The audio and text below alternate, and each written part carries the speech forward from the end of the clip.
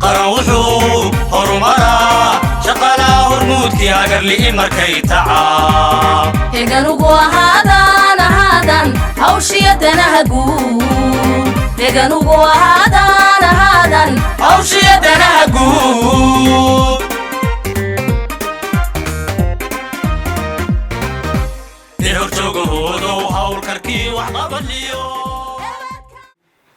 runtii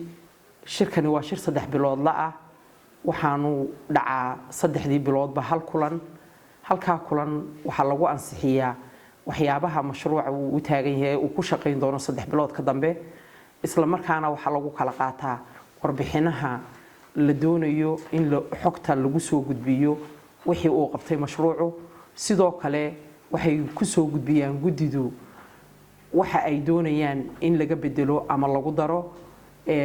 way inoo furmaysaa shirku waan inoo furayaa doodeena iyo aragtideenu waxay ku dheehan tahay dhammaan qoraalada in hor yaala sidoo kale waxa la inoogu soo bandhigi doonaa presentationka ay wadaan xogaymuhu kulanka maanta wuxuu ahaa oo ku saabsanaa waa kulankii joogtada ahaa ee gudida dib u habaynta iyo tayeynta shaqaalaha dawladda ee heer qaran oo National Steering Committee weeye marka 3 bilood mar baa la qabtaa waxaan inta badan ka soo qayb galay wasaaradda xubnaha ka ah ee wasaaradda arrimaha maxaan ku qorsheynta wasaaradda shaqo gelinta wasaaradda arrimaha gudaha gaashaandhigga cadaaladda waxbarashada caafimaadka wasaaradaha khusayso dhan maxaan ku raahdaa hay'adda maamul wanaagga shirkan markaa shirkan oo kii 3 bilood la joogtada ah waxa la isku leeyahay qorshaha waxqabadka iyo hawlaha socda ee barnaamijka dib u qaabaynta shaqaalaha ee mashruuca World Bank naga maalgeliyo iyo sidoo kale waxyaalaha dadaalka ay samaysay hay'adda shaqaalaha dawladdu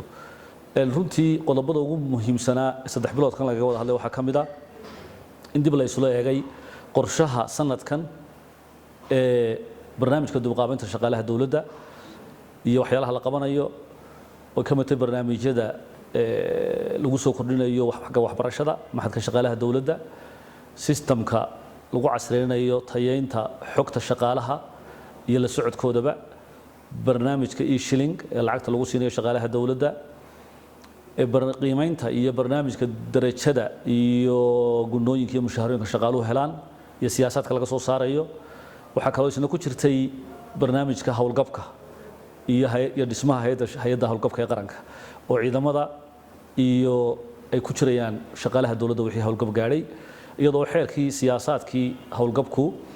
oo qabiy qoraalkoodii marka uu tagi doono golaha wasiirada sidoo kale waxa laga wada hadlay xeerka shaqaalaha dawladda ee qabiy qoraalkiisu marka golaha wasiirada hor yaalo oo khamiistan laga yaabo in dood laga galo run ahaan waxyaalahaas oo dhami waxa weeye sidii loo heli lahaa shaqaale tayo leh aqoon wanaagsan leh u qalma shaqooyinka iyo mas'uuliyadaha iyo waajibaadka shaqay laga doonayo qarankana sidoo horumaro horta anu kulli waxaan ku talin lahaa qoladeenan wasiirada hadda halkan fadhida inaynu waa hawl aad iyo aad u culus waana hawl aad iyo aad xasaasi u ah waana hawl aad iyo aad dhinacyo fara badan inaga saameynaysa xaqsiintu hawl yar maaha tirada ugu horeeya imika aynu doonayno inaynu xaqsiinta ay bilaabaan waa 10,000 tobaneeyada kun waxay u baahan tahay markaynu hawsha bilownayna waxay naga dhameystiran yihiin waan meel laga raadinaya aanay maxaan ku yiraahdaa jirin taa ugeed baynu u baahannahay markaa inaynu aad iyo aadna una shaqayno oo steering committee-ga wasaaradahan u xilsaaran iyo hay-adda maxaan ku yiraahdaa shaqaaluhuna aynu aad iyo aad u shaqayno wax fara badan aynu analyze garayno oo aad iyo aad in fara badan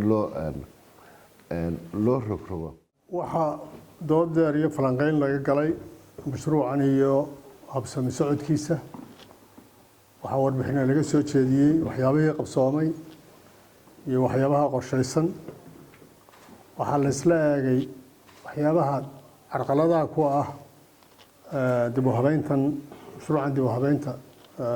shaqaalaha dawladda waxyaabaha ku ah dhibaatada oo ay ugu weyn tahay had iyo jeer shaqaalaha buuxdhaafka ah ama kumeel gaadhka ah ee dul saaran wasaaradaha iyo hay-adihii dowladda. waxaan hay-adda shaqaalaha ku ammaanayaa sida quruxda badan iyo dadaalku ku jiro iyo weliba taxadirku ay ku wado